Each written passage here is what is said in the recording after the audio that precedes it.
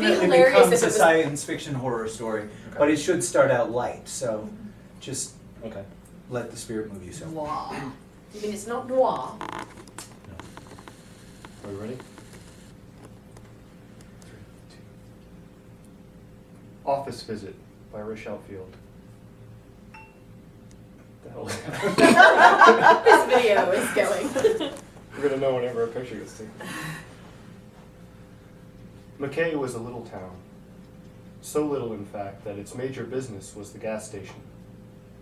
There were no tourist destinations or historical monuments in McKay, and nobody who came from there ever went on to be famous. No mail was delivered in town. No one bought their groceries in McKay supermarket. No one bought their groceries in McKay supermarket. There wasn't one. There was a plane apparently. Yeah, I'm gonna... There was a tiny airport that did get some use. We need that person from The Hobbit who just sat on the roof every time and went, plane, Yeah. plane. Okay.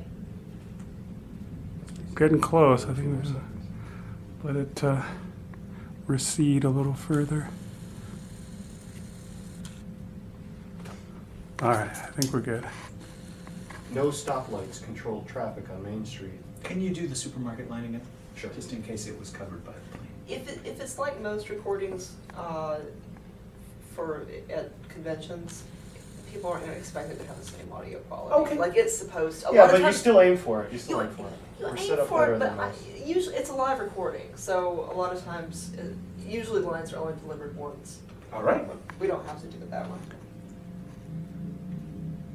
If we saw it for every plane, it's going to Never There was mind, like yeah, no, just- there was no noise, and then all of a sudden it's like. Because part of the motorcycle. charm is supposed to be the live aspect of the recording. Oh, this isn't gonna be live though. We're gonna edit this retake any thing. lines that I feel like. We're gonna edit the frick out of this thing.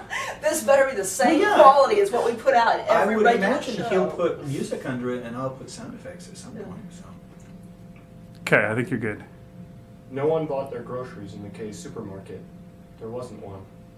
No stoplights controlled traffic on Main Street. There was no McDonald's in McKay. To eat a Big Mac, you had to drive south to. Praised-in. To eat a Big Mac, you had to drive south to Praisden or Miller's Fork, or north to Provo.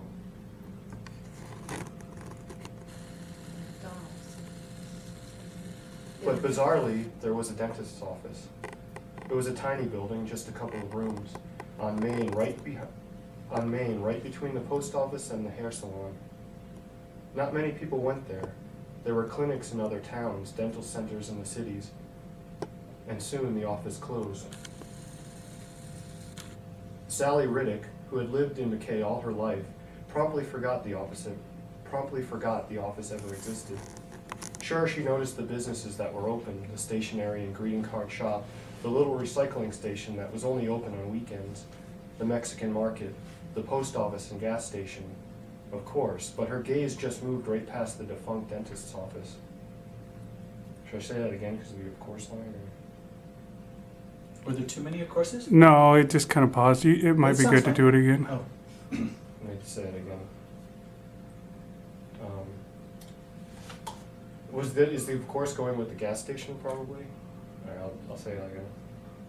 Sure, she noticed the businesses that were open, the stationery and greeting card shop, the little recycling station that was only open on weekends, the Mexican market, the post office and gas station, of course, but her gaze just moved right past the defunct dentist's office.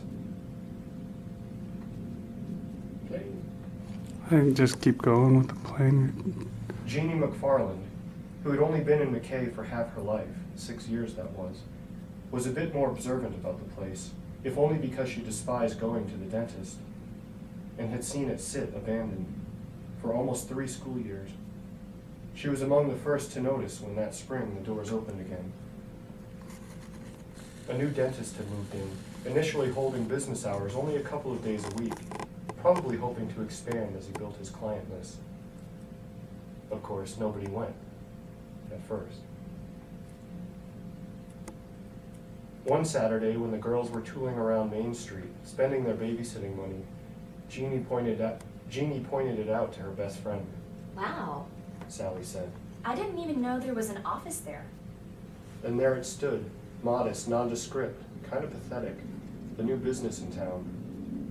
And it wasn't booming. In fact, the girls even walked up to the door to check to see if it was open today. The receptionist, a bored woman with ratty-looking red hair, glanced up at the girls, then quickly went back to doing nothing. My dad says nobody can make a living in McKay unless they're already retired. Sally said. Jeannie nodded, thinking she ought to give her own father a call. Her parents had been divorced for 6 years. It was why her mom had moved her here. Too bad. Sally said, walking through the empty parking lot. Yeah, I wonder if he has kids. Jeannie said, and smiled. Did you notice his name? When? On the door. And she chuckled. Yeah, I'll do that again.